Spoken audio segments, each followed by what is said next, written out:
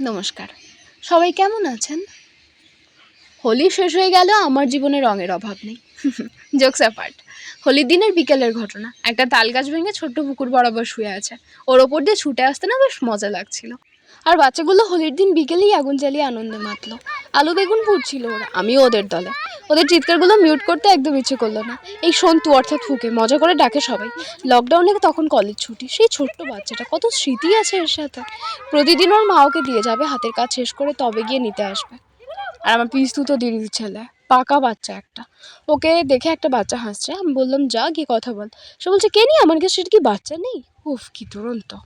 আর এক কুকুরের বাচ্চা। একদিন সকালে সবাই মিলে একে খুঁজছে, সবাই ভয় পেয়ে গেছে কোথায় গেল। আমি রাস্তাতে কেঁদে দেবো তখন। তারপর কত পরে সেই রান্নাঘরে কাজ হচ্ছিল, জ্বালানি তল থেকে বেরিয়ে এসছে। ঠাঁটিয়ে দিতে হবে একটা।